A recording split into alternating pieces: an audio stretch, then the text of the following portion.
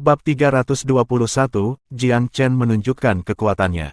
Saat dia merasakan ledakan permusuhan dari halaman, tidak banyak riak yang mengguncang hati Jiang Chen. Dikatakan bahwa naga tidak hidup bersama dengan ular. Menurut kepribadian Jiang Chen, kandidat tingkat keempat ini tidak membutuhkan perhatian sedikit pun darinya. Jika bukan karena aturan, bagaimana dia bisa berbagi atap yang sama dengan mereka? Mengingat keadaannya, meskipun dia tidak mau, dia tidak memalingkan wajahnya. Selain itu, bagaimana mungkin permusuhan orang-orang ini membuatnya takut? Dia mengarahkan kakinya ke depan dan menendang pintu hingga terbuka. Mata Jiang Chen menyapu bagian dalam dan memperhatikan bahwa halamannya agak luas. Ada 2 kamar di setiap sisi halaman, dengan total 8 kamar. Jelas bahwa masing-masing kandidat akan memilikinya sendiri. Dia hendak menginjakkan kaki ke halaman ketika sosok lebar datang berjalan. Sosok itu segera bertanya tanpa basa-basi, "Siapa kamu yang berani menerobos ke tempat para pembudidaya tinggal?" Suara itu kasar dan kasar, milik Brother Tiger yang telah disebutkan sebelumnya. Jiang Chen melirik sekilas ke sekeliling dan melihat 5 orang lainnya yang tinggal di kediaman ini telah berkumpul. Yang lain terbelah menjadi 2 sisi dan telah menyebar, secara halus mencegah mereka untuk maju. "Apakah kamu tuli? Aku sedang berbicara denganmu." Kompleks superioritas murid sekte membuat Brother Tiger merasa seperti dia telah dihina dengan serius ketika dia melihat bahwa tatapan Jiang Chen jauh, seolah-olah yang terakhir bahkan tidak bisa diganggu untuk menatapnya. "Dan siapa kamu sebenarnya? Pernahkah Anda mendengar pepatah bahwa anjing yang baik tidak akan menginjak-injak? Dengan Anda memblokir pintu seperti ini, mereka yang tahu akan tahu Anda tinggal di sini, mereka yang tidak akan mengira Anda adalah anjing penjaga." Jiang Chen tersenyum dingin. Jiang Chen kemudian mengerutkan alisnya dan mengembangkan lengan bajunya seperti sedang mengusir lalat menjengkelkan di depannya, berteriak, "Minggir, menyingkir dari jalanku." Brother Tiger cukup kuat, besar, dan tinggi. Ketika dia melihat Jiang Chen mengembangkan lengan bajunya, yang pertama melirik dan bersiap untuk memberi Jiang Chen pelajaran. Namun, pada saat lengan Jiang Chen melambai, Brother Tiger hanya merasa bahwa sebuah gunung sepertinya menekannya. Napasnya menjadi sesak dan tanpa sadar dia pindah ke samping. Gerakan ini tampaknya sesuai dengan kata-kata Jiang Chen. Jiang Chen menyuruhnya pindah, jadi dia pindah. Jiang Chen melewatinya dan tersenyum tipis, "Sepertinya kamu punya otak." Wajah Brother Tiger merah padam saat dia menghembuskan napas dengan eksplosif sebelum akhirnya memulihkan napasnya. Dia benar-benar bingung dengan apa yang baru saja terjadi. Dia meraung, "Brat, berhenti di sana." Jiang Chen mengambil beberapa langkah ke depan dan melihat bahwa 5 murid sekte lainnya masih berdiri di depannya, menghalangi segala arah. Sepertinya mereka tidak berniat membiarkan Jiang Chen lewat. Jiang Chen tiba-tiba berhenti dan berdiri di tengah, senyum bermain di bibirnya saat dia mengamati sekelilingnya. Ia menyilangkan tangannya di depan dada sambil tersenyum tipis. "Baiklah, keluar dengan itu. Siapa bosnya di sini?" Jiang Chen juga tahu bahwa kakak harimau ini adalah antek. Dia telah didorong oleh orang lain untuk menjulurkan kepalanya. Sebenarnya, orang ini sama sekali bukan bos dari kediaman ini. Seseorang yang berotot dan tidak punya otak tidak akan pernah menjadi bos. Jiang Chen melihat sekeliling dan mengunci pandangannya pada seorang pemuda berkulit putih yang berdiri di selatan. Orang ini memiliki ekspresi yang jauh dengan beberapa jejak senyum di wajahnya sepanjang waktu. Tanda pengekangan dan kebanggaan di matanya adalah lambang murid sekte. Sepertinya orang ini adalah bos sebenarnya dari halaman. Memang, ketika Jiang Chen melihat ke arahnya, tatapan semua orang juga beralih padanya. Ini membuat Jiang Chen semakin yakin bahwa dia adalah pemimpin sejati dari kediaman ini. Alis pemuda itu sedikit berkerut saat Jiang Chen mengunci pandangannya ke arahnya, tampaknya cukup tidak senang dengan tatapan Jiang Chen. Dia tampaknya merasa bahwa ini adalah pelanggaran yang mendalam baginya. Seorang praktisi biasa berani menilai saya dengan cara ini. Benar-benar udik desa, benar-benar kurang sopan santun. Petik 2. Mendengus pelan, pemuda itu berkata dengan ringan, "Saya pernah mendengar bahwa 10 besar murid sekuler telah ditugaskan ke kuadran mistik. Mereka agak beruntung. Namun, bukankah pengawas seleksi pertama mengajari Anda apa yang harus dilakukan setelah Anda masuk? Bukankah dia mengajarimu bahwa kamu perlu menundukkan kepala di depan para murid sekte?" Petik 2. Sepertinya kamu telah memindahkan angin dan hujan di seleksi pertama dan membawa perasaan superioritas itu ke seleksi kedua. Pria muda itu tersenyum dingin dan menatap dingin ke Jiang Chen, nadanya jauh. Dengarkan, tuan muda ini akan mewakili murid sekte dan memberi Anda pelajaran. Praktisi biasa akan selalu menjadi praktisi biasa. Anda ditakdirkan untuk berguling-guling dalam debu dunia biasa. Bahkan jika Anda beruntung dan memasuki sekte, Anda hanya akan berada di bawah bagi orang lain untuk menginjak, memesan, dan bertindak sebagai latar belakang. Ingat, baik di sini atau di dalam sekte, kamu selalu lebih rendah dari yang lain. Pria muda itu mengulurkan tangan dan berkata, sekarang, saya akan mengumumkan 5 aturan kediaman ini. 1. Kalian berdua akan tinggal di 2 kamar di utara. Anda tidak boleh mendekati kamar lain tanpa perintah kami. Petik 2. Kedua, kalian berdua akan bertanggung jawab atas semua tugas di kediaman ini. Ketiga, Anda akan menyerahkan gaji dan hadiah bulanan Anda kepada saya. Keempat, kamu adalah pelayan di sini dan akan menjawab ketika dipanggil. Anda akan dihukum dengan berlutut pertama kali Anda lalai, pemukulan untuk kedua kalinya, dan kematian yang ketiga. Kelima, Jiang Chen tiba-tiba tertawa dan menyela ucapan orang lain yang mengalir, tersenyum tipis, apakah ini berarti Anda benar-benar bos dari tempat ini? Seseorang segera berteriak di sebelahnya, nak, omong kosong apa yang kamu katakan? Kakak seniorku Cheng adalah dari alam roh tingkat keempat. Jika bukan karena fakta bahwa dia baru saja menerobos, dia benar-benar dapat menjadi layak di kuadran bumi dengan tingkat kultivasinya saat ini. Petik 2. Hehe, nak, kenali situasimu. Jika kakak senior Cheng mengatakan sesuatu di kediaman ini, tidak ada orang lain yang berani mengatakan hal lain. Jika Anda memahami aturan dan memainkan peran Anda sebagai pelayan dengan baik, Anda akan dapat melewati 3 bulan ke depan dengan baik. Jika tidak, Jiang Chen merentangkan tangannya dan bertanya, kakak Cheng, kan? Kamu tinggal di kamar mana? Pria muda itu mengerutkan kening, tampaknya tidak menjawab pertanyaan Jiang Chen. Seseorang segera mendekatinya dan berkata, sisi selatan adalah raja. Kakak senior Cheng tinggal di ruang selatan, tentu saja. Kakak senior Cheng memiliki wajah penuh kebanggaan diri yang tinggi dan tidak berbicara sebaliknya. Jiang Chen mengangguk dan berkata kepada kakak senior Cheng, pergi dan kemasi barang-barangmu. Saya memimpin ruang selatan. Petik 2. Adegan menjadi tenang seketika ketika dia berbicara. Semua orang memiliki ekspresi terperangah, bertanya-tanya apakah mereka salah dengar. Apa, dia menyuruh kakak senior Cheng untuk mengemasi barang-barangnya karena dia yang memimpin ruangan. Apakah bocah ini sudah gila? Nak, apakah kau gila? Kakak senior Cheng baru saja menjelaskan 5 aturan kepada Anda, apakah Anda tuli dan tidak mendengarnya? Murid biasa dan orang kampung tidak tahu luasnya alam semesta. Kakak senior Cheng, sepertinya ada kebutuhan untuk membuat mereka mengerti aturannya. Wajah Jiang Chen menjadi dingin. Aturan, siapa yang membuat aturan? Saya hanya punya 1 aturan. Siapapun yang menyinggung saya akan membayar harganya. Petik 2. Jiang Chen tidak memedulikan para idiot ini setelah dia berbicara, dan menembak ke ruang selatan seperti kilat. Kecepatannya sangat cepat sehingga tidak ada yang bisa melihatnya dengan jelas. Setelah beberapa saat, barang bawaan di ruang selatan semuanya dibuang, mendarat dengan keras di tanah. Jiang Chen berjalan keluar dan melambai pada kandidat nomor 2. Kamarnya sudah dibersihkan, apakah kamu ingin tinggal di dalamnya? Kandidat nomor 2 sepertinya sudah tahu bahwa Jiang Chen akan sangat ganas. Dia terkekeh dan berjalan menuju ruang selatan tanpa rasa takut. Adegan ini benar-benar mengejutkan ke-6 murid sekte. Wajah pucat kakak laki-laki Cheng langsung memerah. Brat, kamu tidak peduli ketika kamu mati ya? Jiang Chen tersenyum tipis, karena ruang selatan bagus, mengapa kami tidak bisa tinggal di dalamnya jika Anda bisa? Kakak laki-laki Cheng gemetar dalam amarahnya, kamu semut biasa. Anda anjing kotor, apakah Anda cocok untuk tinggal di kamar selatan? Makhluk yang lebih rendah harus tinggal di kamar yang lebih rendah. Kamar utara adalah tempat sampah sepertimu seharusnya tinggal. Namun, kamu sekarang sangat menyinggungku.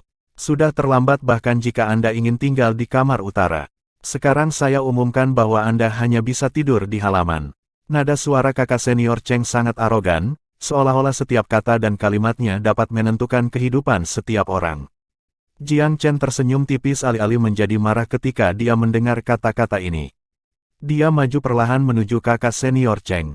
Kamu benar, makhluk inferior harus tinggal di kamar inferior. Oleh karena itu, kamar utara sangat cocok untukmu. Aura Jiang Chen meningkat dengan setiap langkah yang diambilnya.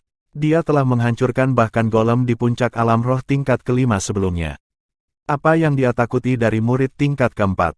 Meskipun tingkat kultivasi Jiang Chen hanya di alam roh tingkat keempat, berkat lautan roh yang dibuat oleh pil 5 naga pembukaan surga dan berbagai pertemuan kebetulan, aura Jiang Chen saat ini kemungkinan setara dengan seorang kultivator di puncak alam roh bumi. Bahwa karakter kecil yang baru saja memasuki alam roh bumi terus mengancamnya, ini secara alami membuat Jiang Chen sedikit terkejut. Dia mungkin bisa mengabaikan provokasi, tetapi orang ini telah menyemburkan kata-kata seperti sampah, inferior, dan udik desa, satu demi satu. Meskipun Jiang Chen tidak ingin benar-benar bertarung dengannya, dia tahu bahwa jika dia tidak menjatuhkan orang ini, dia akan terus diprovokasi di masa depan. Alih-alih membuat konsesi untuk menjaga perdamaian, dia mungkin juga menyelesaikan semuanya hari ini dan mengatur nada untuk apa yang akan terjadi di kediaman. Mulai hari ini, dia, Jiang Chen, akan menjadi bos tempat ini, dan kata-katanya adalah hukum. Siapapun yang menabraknya akan menanggungnya. Saat Jiang Chen maju, kakak senior Cheng hanya merasakan sedikit tekanan membebani dirinya. Napasnya kemudian menjadi sesak, dan kemudian dia menyadari bahwa lautan rohnya terus-menerus dikompresi seperti balon, dalam bahaya meledak setiap saat. Ini, wajah kakak senior Cheng sangat berubah saat tetesan keringat menetes dari dahinya. Jiang Chen tanpa ekspresi saat dia terus berbicara tanpa komitmen, kakak Cheng, kan? Seorang murid sekte Hem, 5 aturan ya, dari semua itu, saya hanya bertanya, kata siapa yang menjadi hukum sekarang? Bab 322, sekarang siapa bosnya? Tidak peduli seberapa tajam kata-kata seseorang, itu tidak meyakinkan seperti sepasang tangan besi. Tidak ada ancaman yang langsung mengancam kehidupan seseorang. Kakak senior Cheng, yang beberapa saat sebelumnya sangat arogan, benar-benar ketakutan. Dia merasa bahwa lautan rohnya akan runtuh kapan saja dan benar-benar ketakutan. Ketika dia sadar bahwa tekanan ini datang dari murid biasa di depannya, tidak diragukan lagi dia terkejut dan hampir kencing di celana. Wajahnya pucat saat dia tergagap, kamu, kata-katamu adalah hukum. Lebih keras, aku tidak bisa mendengarmu. Jiang Chen dengan sengaja mengangkat suaranya. Kakak senior Cheng hampir ingin menangis tetapi harus meninggikan suaranya. Kamu, kata-katamu adalah hukum. Mulai hari ini dan seterusnya, kata-katamu adalah hukum di halaman ini. Siapa yang akan tinggal di ruang utara? Jiang Chen bertanya lagi. Aku akan tinggal di dalamnya. Kakak senior Cheng benar-benar dipermalukan, tetapi dia tidak berani tidak menjawab. Siapa yang lebih rendah? Siapa sampahnya? Siapa anjing? Jiang Chen melanjutkan. Kakak senior Cheng benar-benar menangis saat dia terisak. Aku, ini aku. Pertukaran kata-kata ini benar-benar mengejutkan murid-murid lain di halaman. Mereka semua terkejut karena mereka tidak bisa mempercayai mata mereka. Apakah ini benar-benar kakak senior Cheng? Dia selema ini di depan seorang murid sekuler dan telah kehilangan ketenangannya begitu. Apakah ini masih saudara senior Cheng yang mereka kagumi dan yang sangat tinggi? Jiang Chen tersenyum tipis saat dia menarik kembali auranya dan berteriak, pergi dari sini. 5 aturan Anda cukup bagus, jadi sekarang saya juga mengaturnya. Kalian berenam adalah pelayanku mulai hari ini. Anda harus menjawab ketika saya memanggil Anda. Anda bisa menolak, tapi jangan salahkan saya karena tidak mengingatkan Anda bahwa harga melawan balik akan 10.000 kali lebih buruk daripada menjadi seorang pelayan.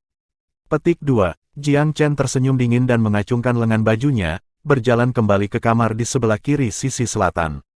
Kandidat nomor 2 juga berjalan dan mengacungkan jempolnya ke Jiang Chen, tersenyum, Brother Boulder mendominasi baik-baik saja. Begitulah seharusnya Anda memperlakukan pengganggu seperti orang-orang ini. Anda terlalu luar biasa. Aku akan mengikutimu mulai sekarang. Jiang Chen mengangguk tanpa sadar. Kamarmu bukan yang ini. Kandidat nomor 2 berkedip dan langsung mengerti bahwa dia disuruh pergi. Dia menggosok hidungnya, kamu tidak menyenangkan Brother Boulder. Lupakan saja, aku akan kembali ke kamarku. Berkat Brother Boulder hari ini, saya tidak harus menjadi pelayan dan dapat tinggal di kamar selatan. Tatapan rumit muncul di mata Jiang Chen saat dia melihat kandidat nomor 2 berjalan keluar. Untuk beberapa alasan, dia merasa bahwa orang ini cukup misterius. Tampaknya juga ada kekuatan yang tersembunyi di dalam orang ini. Jiang Chen bahkan curiga bahwa jika dia tidak bergerak, maka Xiao Fei ini akan mampu mengurus semua murid sekte di halaman sendiri juga. Tentu saja, ini hanya spekulasi. Keenam murid sekte yang berdiri di luar semuanya sama sedihnya seperti ayam jantan yang kalah berkelahi. Beberapa dari mereka memiliki ekspresi yang jelas tidak mau menerima hasil ini. Kakak senior Cheng, apa yang terjadi? Kenapa kau? Kakak senior Cheng melambaikan tangannya dan berkata dengan putus asa, mari kita bicara di dalam. Mereka semua masuk ke sebuah ruangan dan salah satu dari mereka yang pemarah tidak bisa menahan diri untuk tidak berkata, Kakak Cheng, kamu baru saja menundukkan kepalamu ke para pembudidaya desa itu. Apakah Anda menggunakan tipu muslihat melukai diri sendiri untuk menang? Petik 2. Ya, kakak senior Cheng, kamu sedang bermain dengan anak itu, kan? Membiarkannya memanjat tinggi sehingga dia akan jatuh dengan buruk, kan? Petik 2. Haha.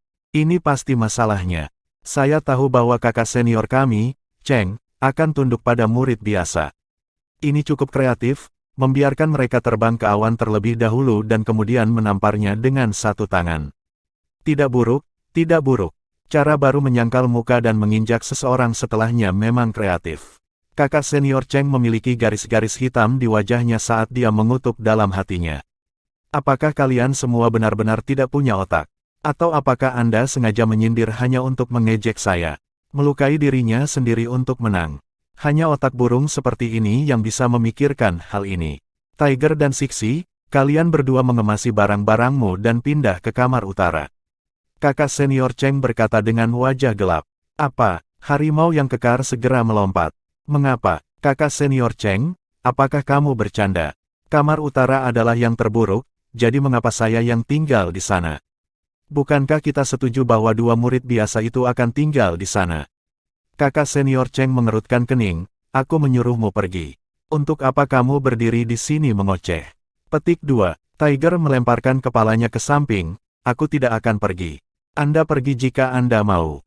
Petik 2. Sepertinya dia baru saja melihat tampilan pengecut kakak senior Cheng karena Tiger tiba-tiba kehilangan banyak rasa hormatnya yang biasa terhadap kakak senior Cheng, dan nada suaranya juga tidak sopan.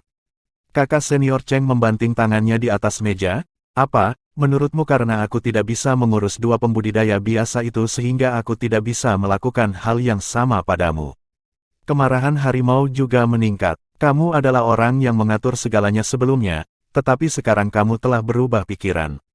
Saya sangat senang di kamar saya di sisi barat dan saya tidak akan pergi ke kamar di sisi utara, tidak peduli apa yang Anda katakan.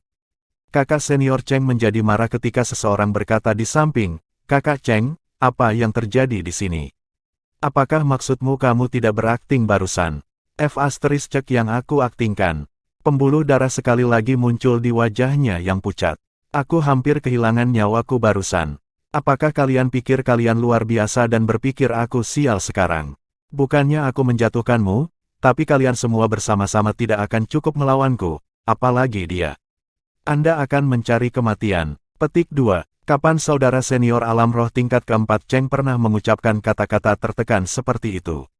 Ini jelas membantu orang lain menjadi kuat dan mengabaikan kekuatannya sendiri. Seluruh ruangan terkejut tidak masuk akal ketika kata-katanya terdengar. Mereka semua mengenal kakak senior Cheng dengan sangat baik. Orang ini adalah orang yang narsis, sombong yang jarang memuji orang lain. Namun, dia sebenarnya menyuarakan kata-kata seperti itu sekarang. Apa artinya ini? Ini berarti bahwa semua tindakan dan kata-kata pengecut tadi adalah nyata dan bukan akting. Dilihat dari ekspresinya yang sedang marah, dia jelas tidak bercanda. Wajah 5 orang lainnya akhirnya berubah pada saat ini. Kakak Cheng, apa maksudmu kamu hampir kehilangan nyawamu? Apakah bocah sekuler itu memiliki beberapa trik di lengan bajunya? Petik 2. Ya, anak itu terlihat kasar di luar dugaan dan dia tidak terlihat kuat. Belum lagi, bahkan jika dia adalah seorang jenius di antara para pembudidaya biasa, bagaimana dia bisa dibandingkan dengan kita para murid sekte? Murid sekte masih terlalu terbiasa berada di tempat yang tinggi dan tidak menghormati siapapun sama sekali. Mereka memandang dunia biasa sebagai kotoran dan tidak pernah benar-benar melihat siapapun dari sana. Jika bukan karena saat itu meninggalkan kesan seperti itu sekarang, kakak senior Cheng hampir bertanya-tanya apakah dia mengalami delusi dan baru saja berhalusinasi. Tapi perasaan terhuyung-huyung antara hidup dan mati semacam itu tidak akan pernah berbohong pada satu orang.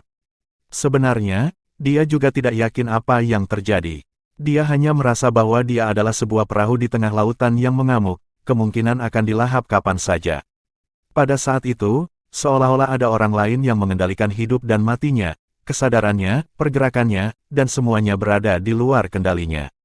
Jika tidak, dengan kultivasi dan mentalitasnya di alam roh bumi, bagaimana dia bisa kehilangan ketenangannya? Kakak senior Cheng juga sangat marah dengan pertanyaan berulang-ulang dari teman-temannya. Dia mendengus, "Kalian dipersilakan untuk mencoba jika kamu tidak percaya padaku. Saya sudah mengatakan sebanyak ini, jadi jika ada di antara Anda yang ingin mati, silakan. Aku tidak akan menghentikanmu." Tidak peduli berapa banyak yang lain skeptis, mereka semua agak percaya setelah melihat kakak senior Cheng demikian. Tapi, masih ada seseorang yang enggan. "Kakak Cheng, apakah ini berarti orang ini adalah raja kediaman ini dalam 3 bulan ke depan?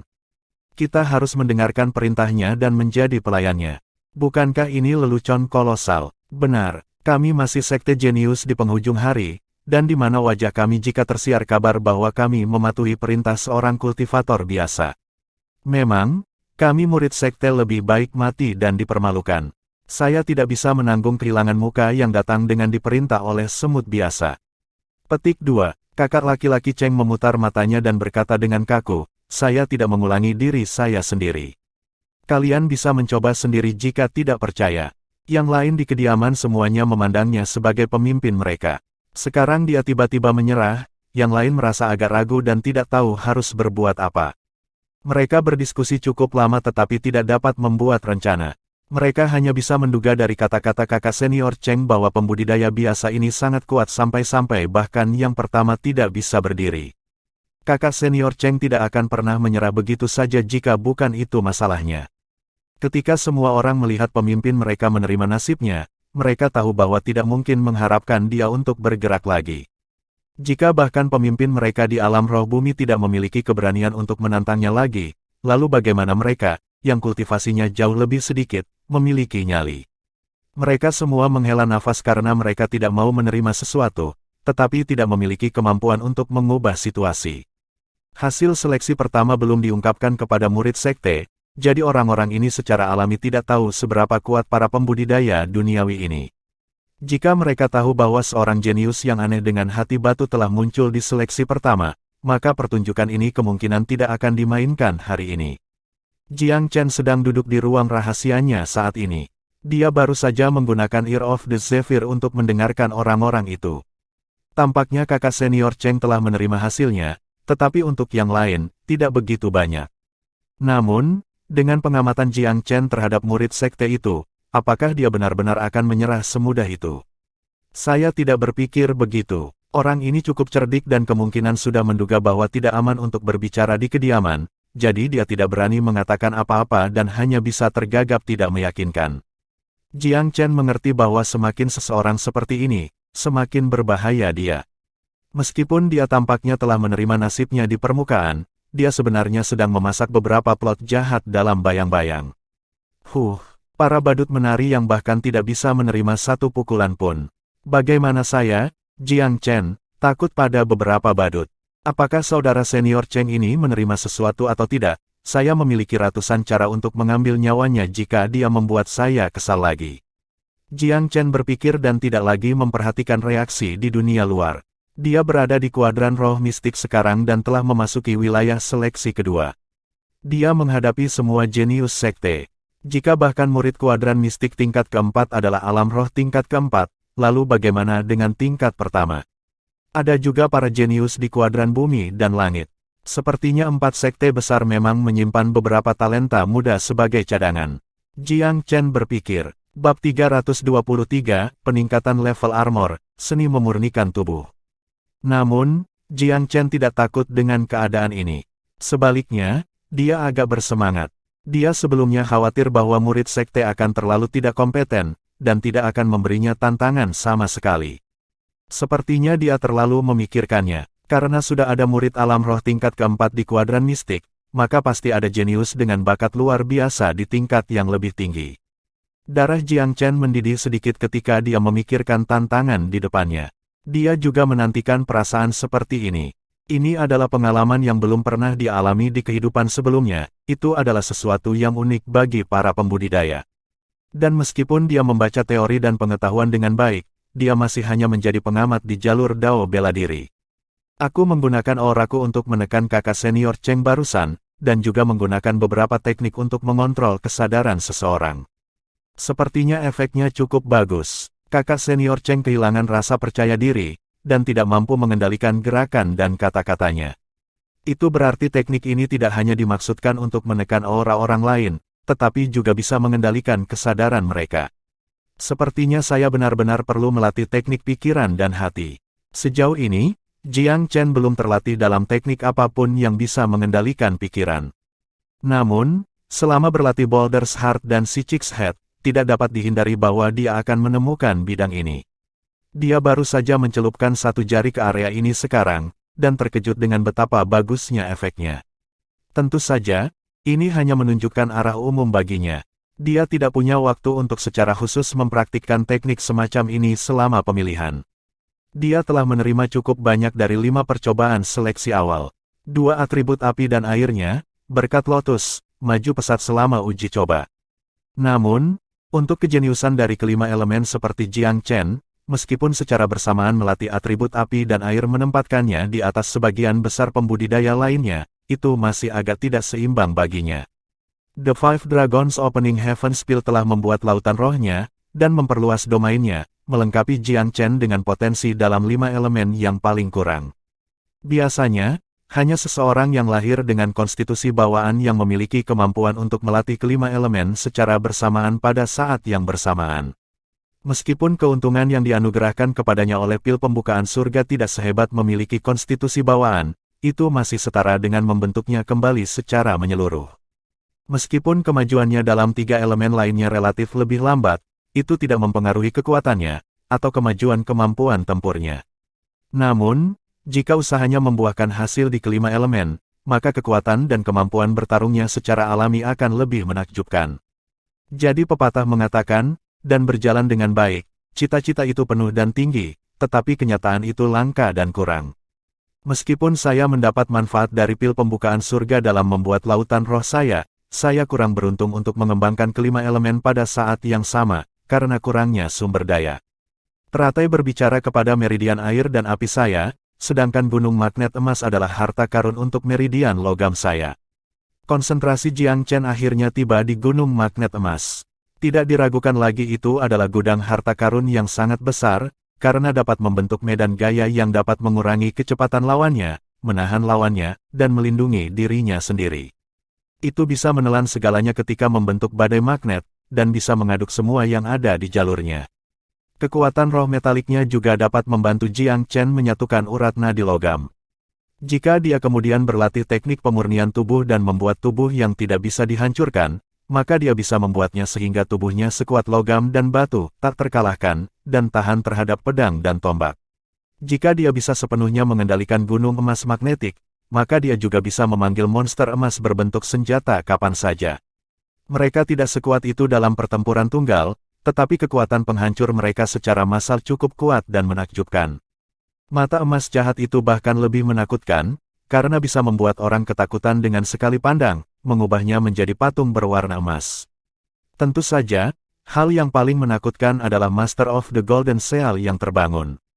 Jika dia benar-benar bisa mengendalikan gunung, dan sepenuhnya membangunkan guru, maka kekuatan pertempurannya akan berada di luar imajinasi Jiang Chen. Dia bertemu dengan seorang Master of the Golden Seal yang hanya memiliki sebagian kecil dari kekuatannya, dan hanya menggunakan 10% dari fraksi itu untuk menyerang Jiang Chen, tapi dia masih merasa bahwa itu sulit untuk bertahan melawan. Jika Master of the Golden Seal menyerang dengan kekuatan penuh, Jiang Chen sangat percaya bahwa bahkan upaya gabungan dari 4 leluhur akan kesulitan untuk mempertahankannya. Tentu saja, seorang Master Puncak dari segel emas tidak hanya tersedia begitu saja. Itu hanya lamunan yang indah sebelum dia sepenuhnya menguasai gunung. Jiang Chen juga tidak lupa bahwa masih ada Thundercloud Cicada dan Thundercloud Tree di lantai 9 gunung. Apakah itu garis keturunan kumbang, atau pohon itu sendiri, keduanya adalah harta karun yang besar. Selain itu, Jiang Chen telah mendapatkan lebih banyak lagi dari lembah kehancuran. Inti dari Raja Gagak Api dan Burung Gagak Api semuanya adalah item atribut api yang berharga. Bulu ekor Raven King juga merupakan bahan utama untuk disuling menjadi senjata. Virelizat sisik merah bahkan lebih merupakan harta karun. Meskipun tikus penggigit emas telah kabur dengan daging dan darahnya, sisik Virelizat memiliki kekuatan pertahanan yang menentang surga. Tulangnya sangat keras bahkan tikus tidak bisa menggigitnya. Dengan demikian jelas betapa kuatnya mereka, dan betapa pentingnya mereka untuk membuat senjata. Jiang Chen mengeluarkan 2 timbangan pada saat itu, dan mengangkatnya. Keduanya bersama-sama hanya akan menutupi bagian atas tubuh orang dewasa. Ukuran Virelizat yang sangat besar juga berarti ada sekitar 200 sisik di tubuhnya. Jiang Chen juga memiliki baju besi di tubuhnya sekarang, itu adalah soft armor Sky Silk yang diberikan Putri Goyu padanya saat mereka berada di Kerajaan Timur. Armor ini benar-benar tak terkalahkan di alam Qi yang sebenarnya, tapi sekarang setelah dia memasuki alam roh, efek perlindungannya menjadi tidak berarti. Sepotong baju besi yang bagus mewakili setengah kehidupan ekstra di saat-saat penting. Jika aku tidak menggunakan timbangan Virelizat ini dengan baik, itu akan membuang-buang hadiah yang bagus. Jiang Chen memutuskan untuk secara pribadi memperbaiki armor Sky Silk, dan menggabungkan 2 sisik Virelizat ke dalam soft armor. Kedua sisik akan langsung meningkatkan kemampuan pertahanan armor setidaknya 10 kali lipat. Virelizat sisik merah bahkan mampu bertahan melawan Fire Ravens pada saat budidayanya menurun hingga 20% dari aslinya. Tentu saja, timbangan hanya mampu menampilkan kemampuan pertahanan terkuat mereka ketika mereka benar-benar berada di Virelizat, dan dikombinasikan dengan kekuatan rohnya. Secanggih metode Jiang Chen, dia mungkin hanya akan mampu mengerahkan sepertiga dari kemampuan pertahanan asli timbangan jika dia menyempurnakan timbangan sekarang. Namun, sepertiga dari kemampuan asli mereka sudah cukup mencengangkan. Jika dia bisa memperbaiki inti Virelizat suatu hari nanti, maka dia akan bisa sepenuhnya menggunakan kemampuan pertahanan timbangan. Namun, Jiang Chen tahu bahwa tidak akan mudah untuk memperbaiki inti makhluk peringkat suci. Dia bahkan tidak berani memikirkan masalah ini sebelum kultivasinya memasuki alam roh langit. Namun, menggabungkan 2 sisik ke dalam soft armor Sky Silk bukanlah hal yang sulit, tidak dengan pengalaman Jiang Chen. Dia menghabiskan 4 jam sepenuhnya memasukkan timbangan ke dalam baju besi lunak.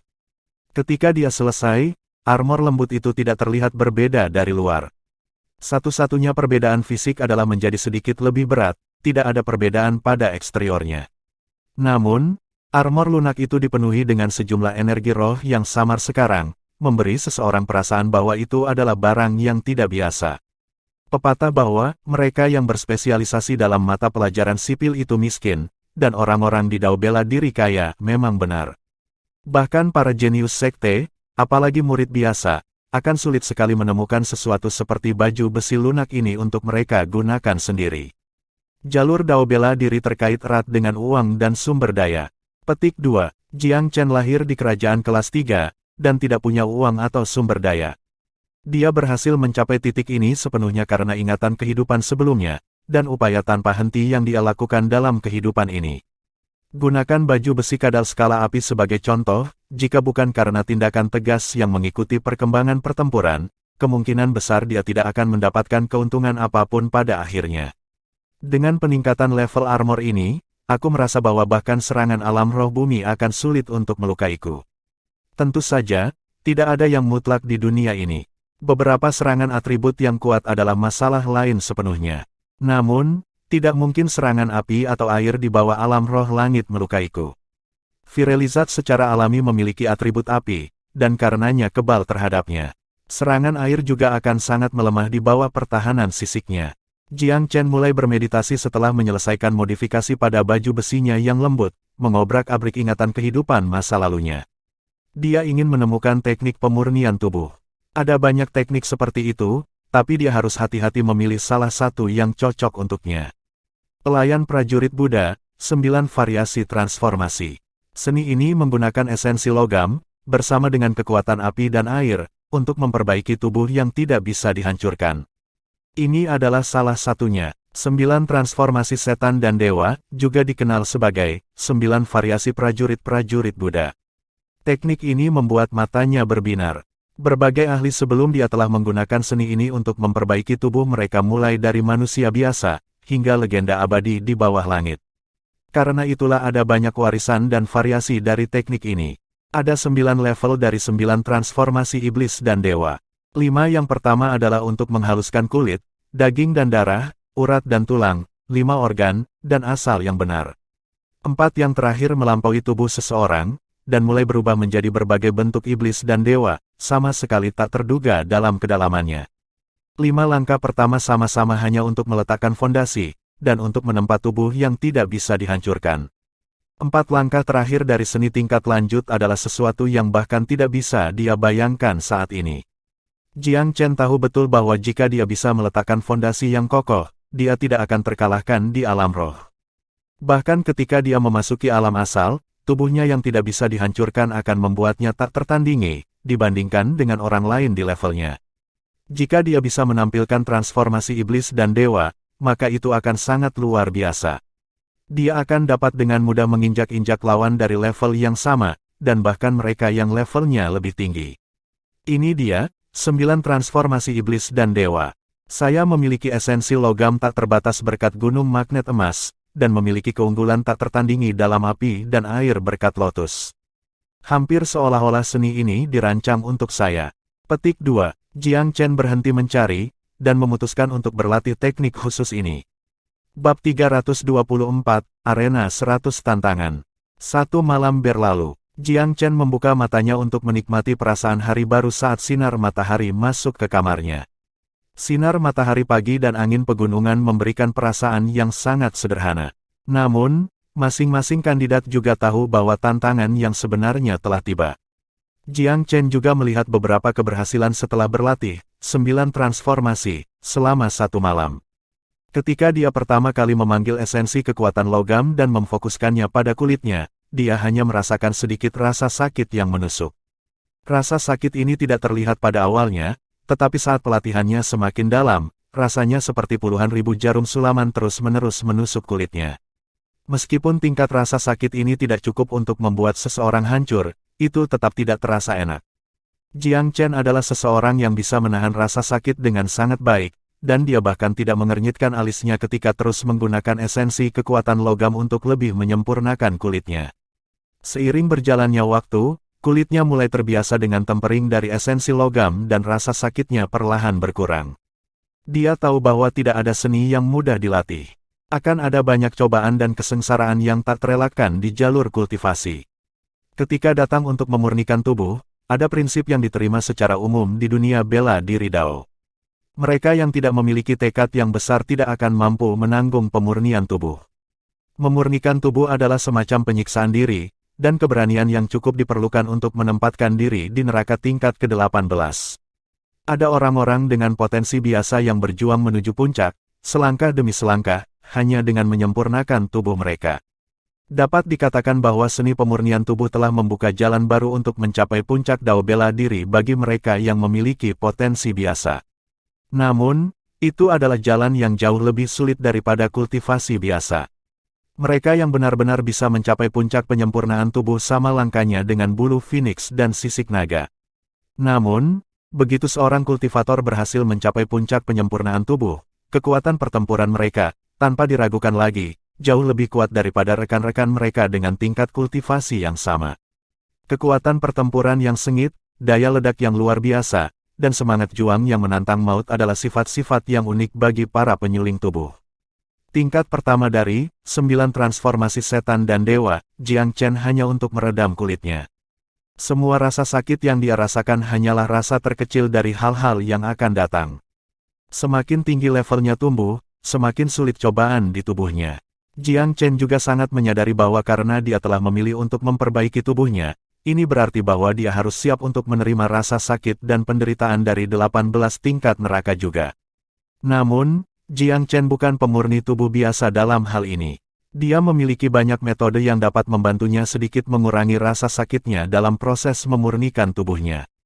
Tok tok tok, suara ketukan datang dari pintu. Dilihat dari langkah kakinya, dia tahu bahwa itu adalah tetangganya, Xiao Fei. Dia membuka pintu untuk mengungkapkan wajah kandidat nomor 2. Brother Boulder, sudah waktunya untuk berkumpul. Kita harus pergi. Jiang Chen mengangguk, karena dia tahu aturannya. Semua kandidat harus melapor ke 100 Challenges Arena setiap pagi selama 3 bulan ini. Arena dibangun di area inti kuadran roh mistik, dengan 100 cincin dibangun di dalamnya. Setiap kandidat harus mengambil tempat mereka di dalam arena setiap pagi. Menurut aturan, 16 jam berturut-turut mulai dari pagi setiap hari terbuka untuk tantangan. Semua kandidat harus tetap berada di dalam arena dan tidak bisa pergi. Sebab, setiap calon bukan hanya penantang, tetapi juga seseorang yang harus ditantang. Aturan ini tidak berlaku setelah seorang kandidat ditantang 3 kali di hari yang sama, dan mereka diizinkan pergi terlebih dahulu. Nama mereka kemudian akan dicoret dari daftar dan mereka tidak lagi dapat menerima lebih banyak tantangan hari itu. Ini adalah jenis perlindungan bagi para kandidat. Jika seseorang tidak beruntung dan dipilih 7 atau 8 kali sehari, mereka akan mati kelelahan, bahkan jika mereka tidak dipukuli sampai mati. Pada saat yang sama, setiap kandidat harus menyelesaikan 1 tantangan sehari. Dengan memutuskan bahwa setiap kandidat harus menyelesaikan 1 tantangan sehari, ini memastikan bahwa 100 tantangan akan dapat diselesaikan dalam waktu 3 bulan. Jiang Chen keluar dari kamarnya dan membiarkan pintunya tidak terkunci. Meskipun dia tidak meninggalkan apapun di dalam, dia tetap tidak ingin ada orang yang masuk mengganggu kamarnya. Oleh karena itu, Jiang Chen meninggalkan beberapa tanda di ambang pintu. Jika ada yang memindahkan pintunya dan memasuki kamarnya, dia akan mengetahuinya ketika dia kembali. Kakak Boulder, bagaimana persiapanmu? Xiao Fei bertanya dengan ragu. Jiang Chen tersenyum tipis, tidak buruk, kamu. Xiao Fei nyaris tidak tersenyum, kekuatanku jauh lebih kecil dari Brother Boulder. Saya akan mencoba yang terbaik.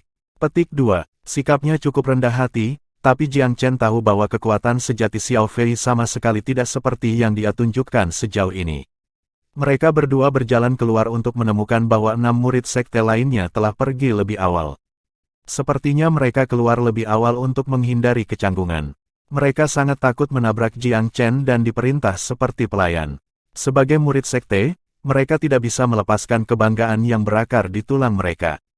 Xiao Fei tersenyum. Orang-orang ini terlihat seperti mereka benar-benar takut.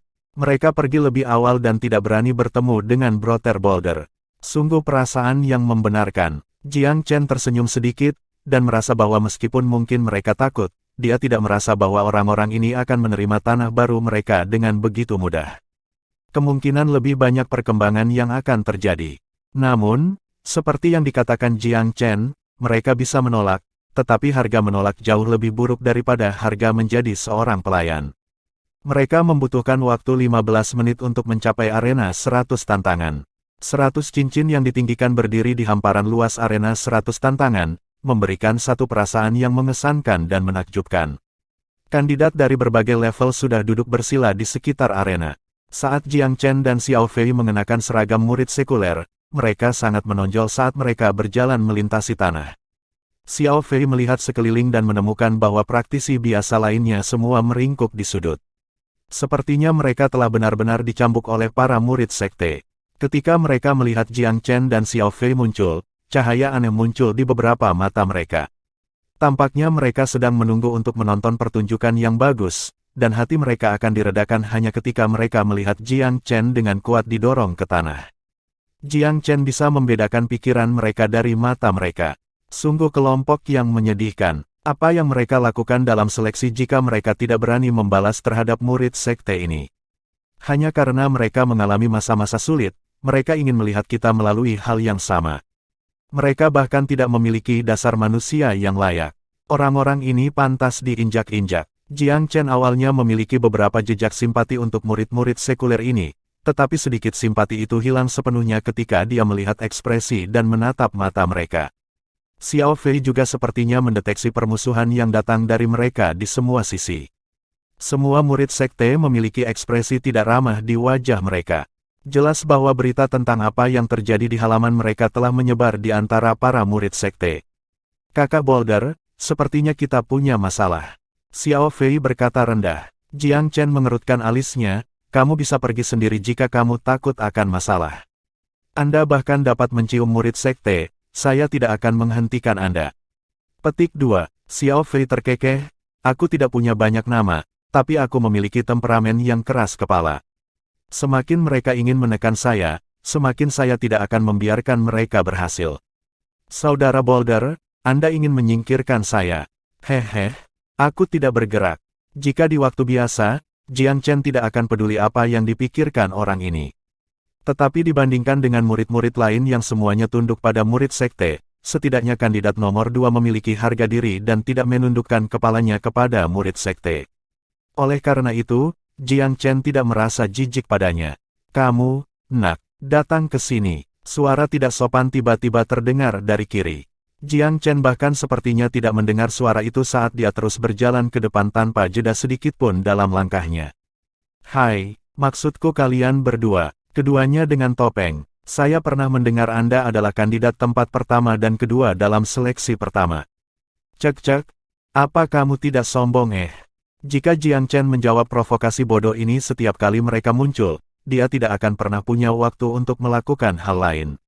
Namun, semakin dia mengabaikan mereka, semakin kesal mereka. Sesosok melintas saat menghalangi jalan Jiang Chen, dengan kesombongan dan dominasi tertulis di seluruh wajahnya.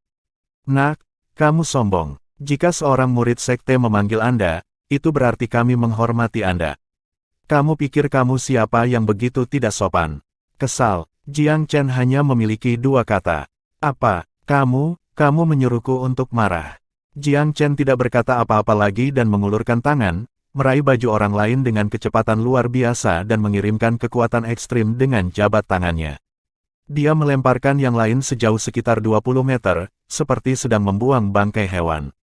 Orang itu bahkan tidak punya waktu untuk bereaksi sebelum jatuh bertubi-tubi di atas tanah, lambang kebejatan. Jika bukan karena aturan, Jiang Chen akan mengirimnya terbang dengan satu tamparan. Meskipun orang itu dalam keadaan sakit, dia tidak terluka.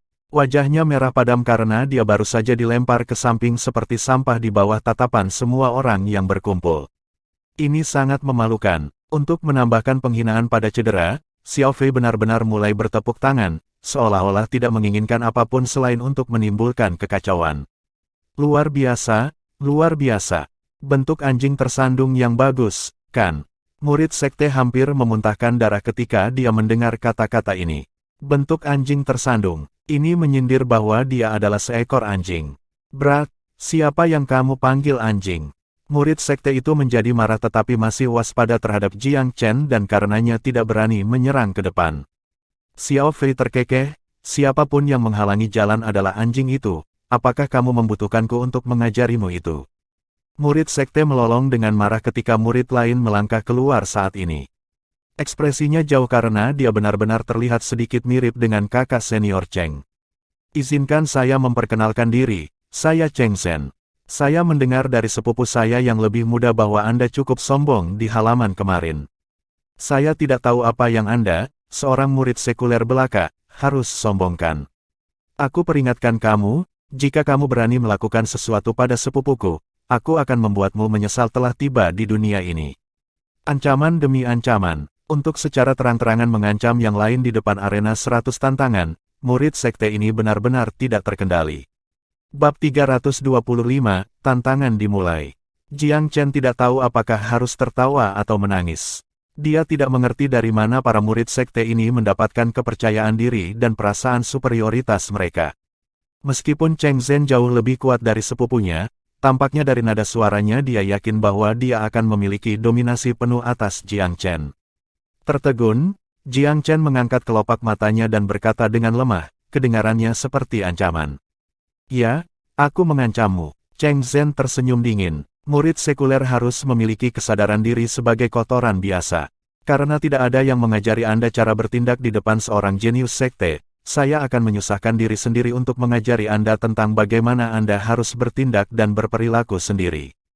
Petik 2. Jiang Chen menghela nafas ringan dan menggelengkan kepalanya. Sayang sekali. Sayang sekali apa? Cheng Zhen menjadi marah. Sayang sekali peraturan tidak mengizinkan pertengkaran pribadi. Kalau tidak, saya akan dapat mengajari Anda sekarang bahwa Anda harus dapat mendukung kata-kata agung Anda dengan kemampuan nyata, atau Anda akan menemukan bahwa Anda sebenarnya hanya penuh dengan udara panas. Wajah Cheng Zhen menjadi gelap saat ekspresinya bertambah panjang. Bocah bodoh, ini berarti kamu telah memutuskan untuk melawanku. Jiang Chen berkata dengan lemah, kamu terlalu banyak berpikir. Akan melawan Anda, apa yang membuatmu berpikir bahwa kamu layak? Sejujurnya, saudara-saudara Cheng benar-benar tidak sepadan dengan Jiang Chen melakukan upaya apapun untuk mereka. Sebagai murid sekte, arogansi Cheng Zhen tidak mengenal batas. Rasa superioritas ketika menghadapi praktisi biasa bahkan lebih meledak. Di matanya, yang disebut jenius biasa hanya memilih orang jangkung dari kerumunan orang pendek. Mereka tidak layak ditempatkan berdampingan dengan murid sekte sama sekali. Dia merasa bahwa dia adalah seekor phoenix yang bangga ketika menghadapi para jenius biasa, dan mereka hanyalah ayam biasa. Ayam seharusnya menundukkan mata dan kepala mereka di depan burung phoenix yang mulia dan tunduk pada setiap keinginan mereka. Jadi ketika dia mendengar kata-kata Jiang Chen, Cheng Zhen ingin meledak dengan amarah. Dia sombong, tetapi dia tidak berpikir bahwa akan ada seseorang yang bahkan lebih sombong darinya di dunia biasa. Kemarahan di dadanya hampir meledak. Saat keduanya berhadapan satu sama lain, teriakan keras tiba-tiba datang dari arena. Waktunya telah tiba. Semua pembudidaya diam dan sambut penguji utama. Para penguji akhirnya tiba. Dengan kedatangan mereka, para kandidat secara alami tidak berani membuat keributan. Ini adalah orang-orang yang akan memutuskan nasib mereka. Cheng Zhen dengan galak memelototi Jiang Chen, kau anak yang beruntung.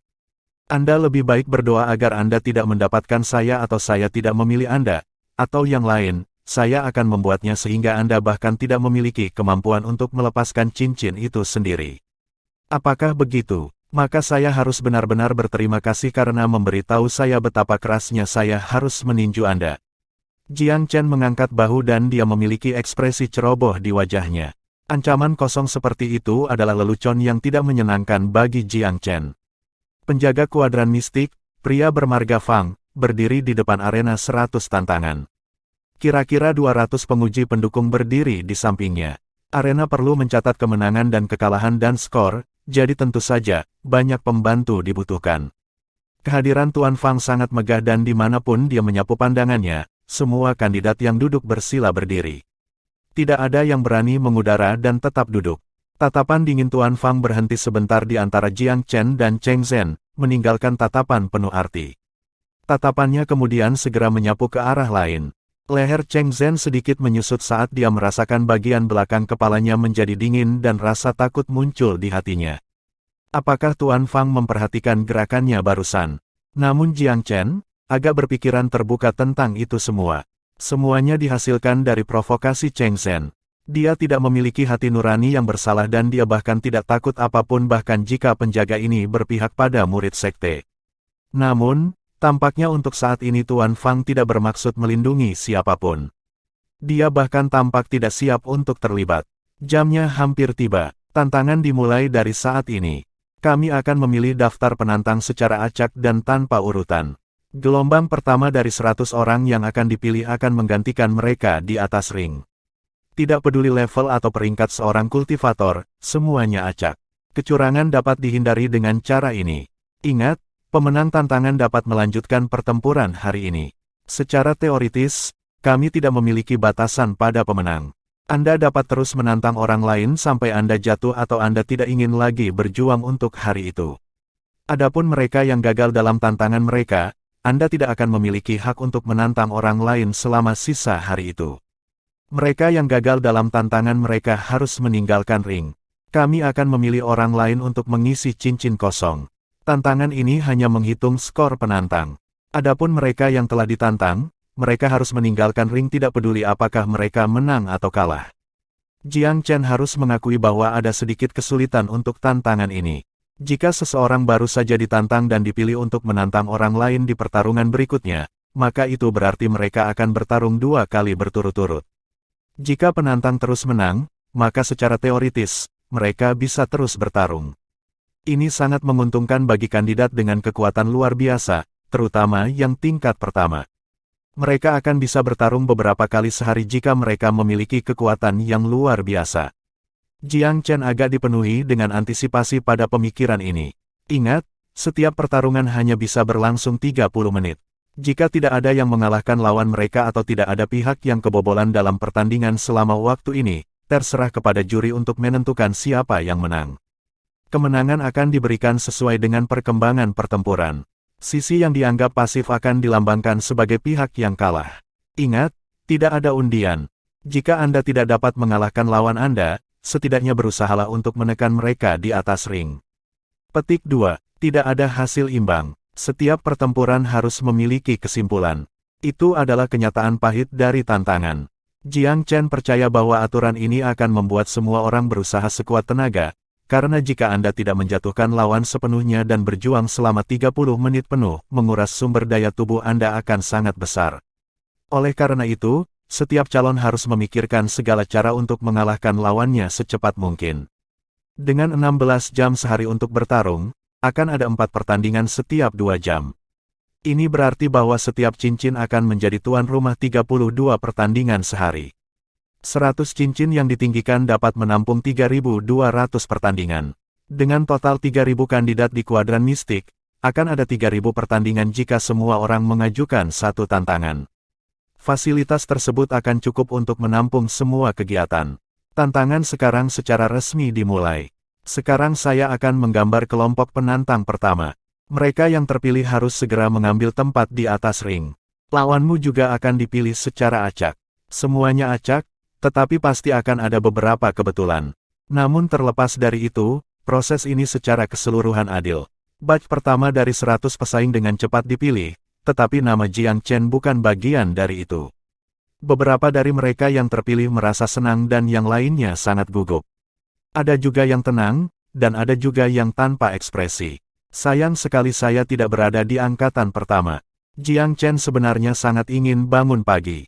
Sayangnya, agak normal bahwa dia tidak terpilih dalam 100 orang pertama.